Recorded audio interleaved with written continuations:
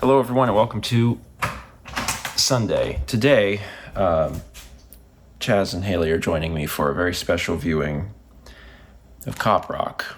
Cop Rock is a show from 1991 that failed in a big way, critically and commercially, because it is a police procedural show, but also a musical. And audiences could not take the jarring contrast between gritty cop drama and then suddenly jumping into a musical number. We can. But we can do it. We were born different. So this should be fun. The theme song, which was done by Randy Newman, won an Emmy. Oh. And the show also won an Emmy for Best Editing of a Single Camera Production. So the editing and the theme music are very good. Everything else is apparently not good. So I mean, let us be the judge of that. we might love it. Because if the main issue was the contrast, like, we can handle that. We are multidimensional beings. It's true. I think we're gonna enjoy this. Before we begin, there was a DVD extra that said, view the publicity press kit. And when you go to it, it says, put this into a computer and open this file.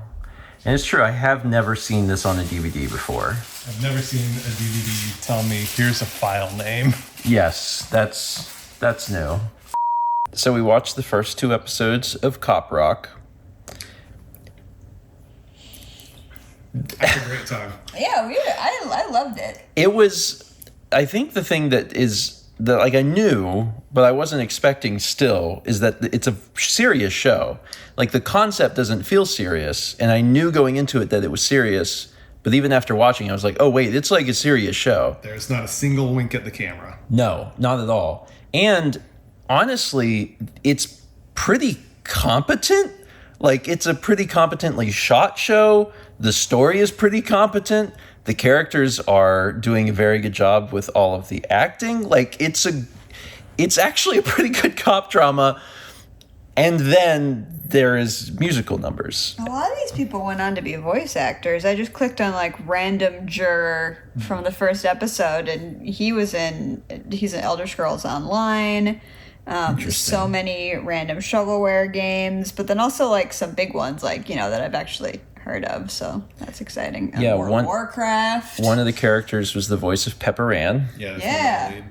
And then one of the characters was the voice of Tenenbaum from BioShock.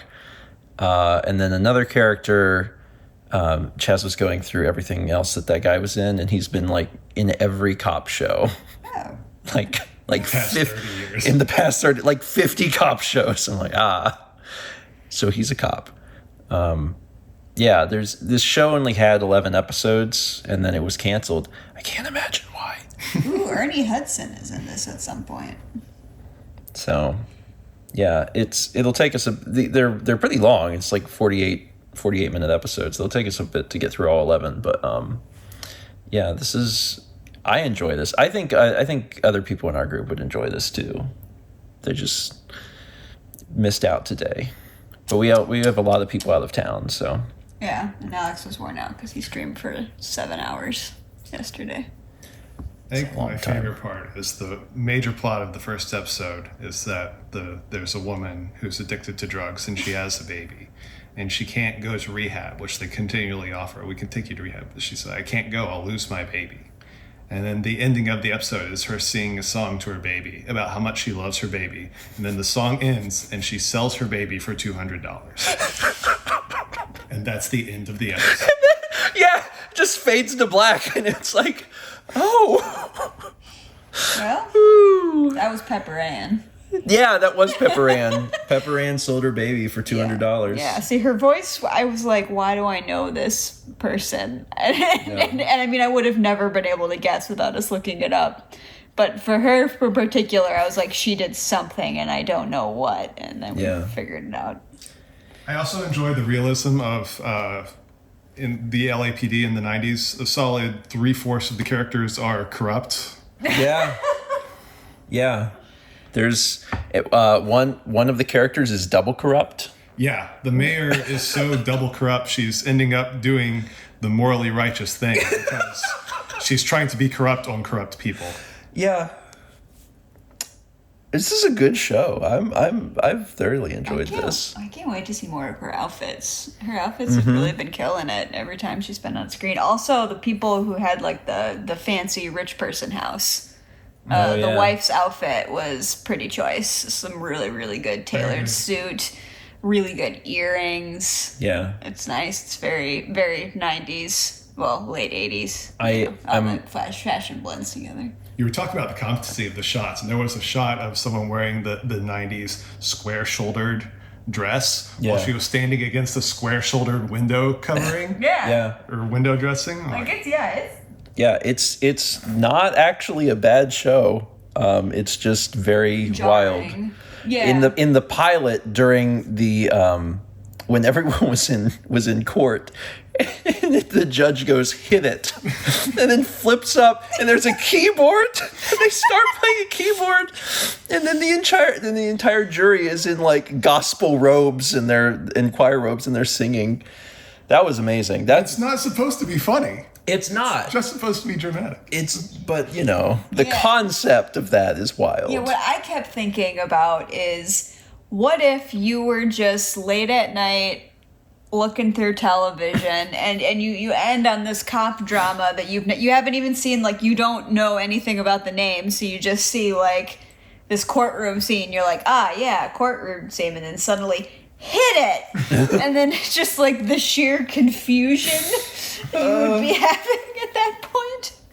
Yeah, it's quite a show. I'm looking forward to more cop rock at some point in the future. Yeah, we're in.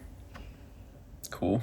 I'm at Carly's. Hi. The painting is for Carly. Surprise. So we're gonna stretch it and varnish it.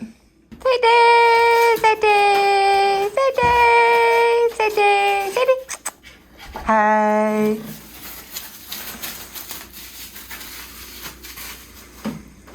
Everything is here. So I'm gonna put this frame together first so it's ready, and then we'll unroll it, and then Carly gets to see it. Yay. Cindy.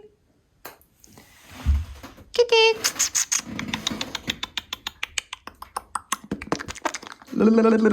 Kitty.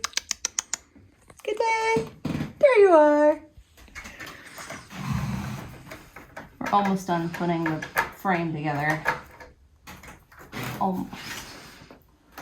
I'm using a little bit of wood glue on the screws because when I first put it together, I was making those holes, so it was a lot tighter, and then this will fill basically that gap. And we're almost ready to pull the canvas out. Wow.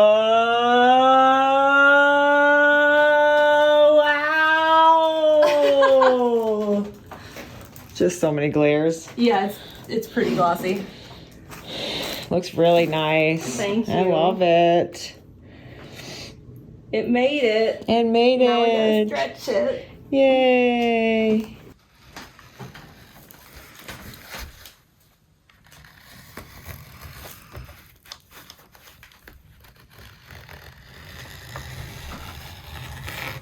I've wanted to do this since I stretched the canvas originally because it was so floppy. What if we just left it floppy? It'd hang on the wall bad and be hard for you to get it on the wall. So it's stretched out beautifully, and now I have to varnish it. Mal told me she shot some footage of reassembling the canvas, so I assume that you've seen that now in the vlog. That whole thing is super, super neat. Like, it's one of those things, like, I understand that the canvas is on canvas, and you're putting the painting on that, and that can be removed from the wood, but you don't see that happen. At least a layperson doesn't. So, like, witnessing all of that happen and being put back together is just wild, man. It's just crazy. Anyway, I've had a good evening. Things have been relatively easy, quiet. Kep has been good. I love it when Kep is good. Have you been good? Yeah, I mean, I can change. You need me to change that? I have one donut left. I don't think I said how many I bought, so I won't. That part's not important, but I'm working on my last donut.